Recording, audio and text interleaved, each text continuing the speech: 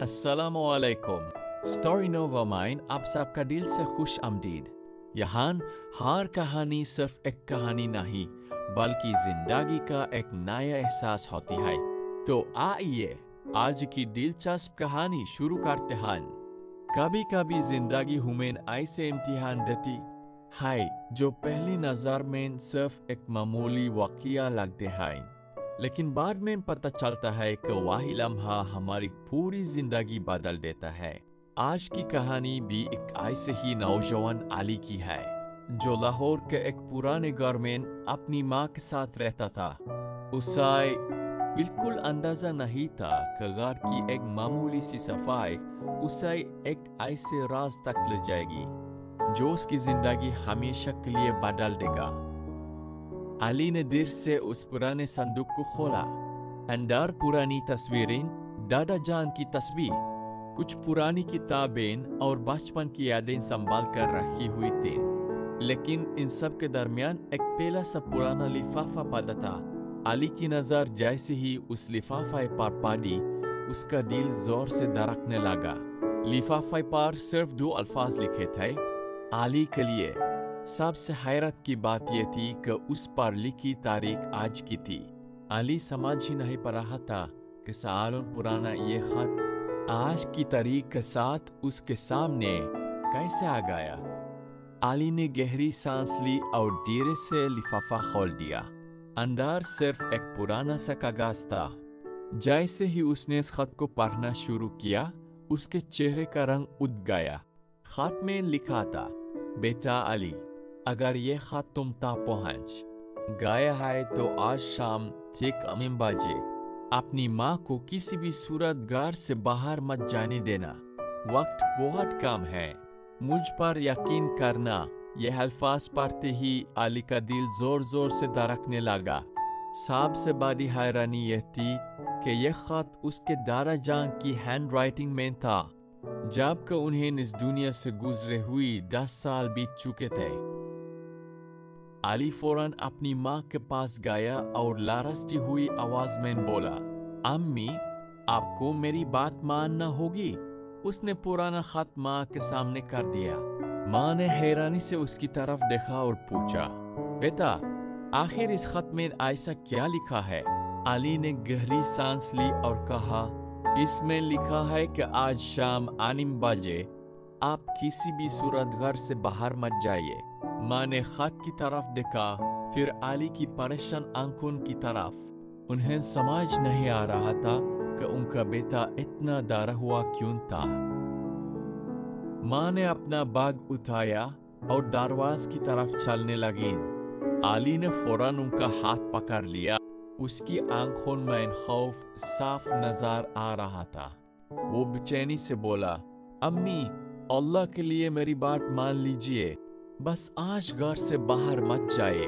ماں نے حیرانی سے پوچھا، علی، تم اتنا پریشان کیوں ہو؟ آخر بات کیا ہے؟ علی کے پاس کوئی جواب نہیں تھا۔ وہ صرف اتنا جانتا تھا کہ اگر اس نے آج اپنی ماں کو نہ روکا تو شاید بہت دیر ہو جائے گی۔ دروازہ کھل چکا تھا۔ ماں نے باہر قدم رکھنے کے لیے ہاتھ آگے بڑھایا۔ علی کا دل زور زور سے دھڑک رہا تھا۔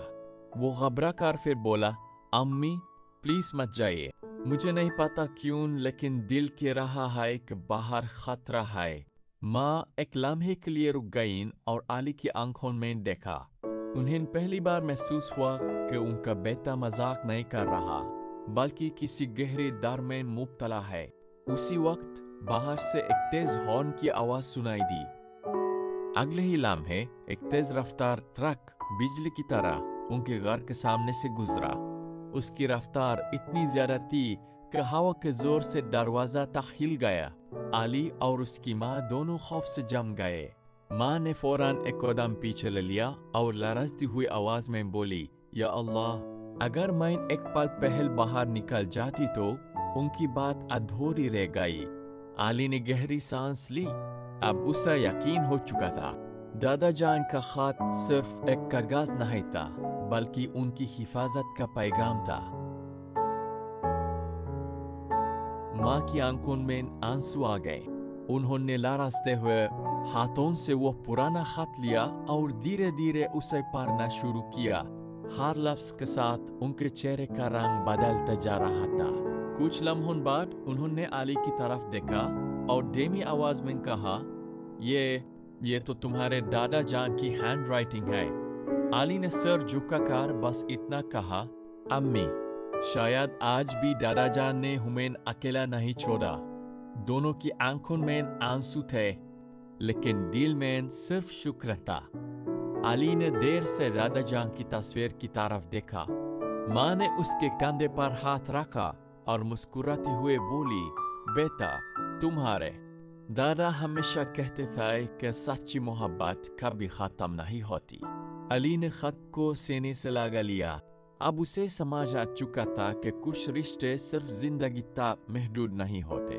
کچھ لوگ اس دنیا سے چلے جاتے ہیں، لیکن ان کی دعائیں اور ان کی محبت ہمیشہ اپنوں کی حفاظت کرتی رہتی ہیں۔ علی نے پرانے خط کو احتیاط سے دادا جان کی تصویر کے سامنے رکھ دیا۔ ماں نے مسکراتے ہوئے اس کے کندھے پر ہاتھ رکھا۔ دونوں نے خاموشی سے اللہ کا شکر ادا کیا، کیونکہ آج ایک نونی ٹل گئی تھی۔ اس دن علی کو احساس ہوا کہ ماں باپ اور بزرگوں کی محبت صرف ان کی زندگی تک محدود نہیں ہوتی۔ ان کی دعائیں اور نیکیاں ان کے جانے کے بعد بھی اپنوں کی حفاظت کرتی رہتی ہیں۔ امید ہے آج کی کہانی نے آپ کے دل کو ضرور چھوا ہوگا۔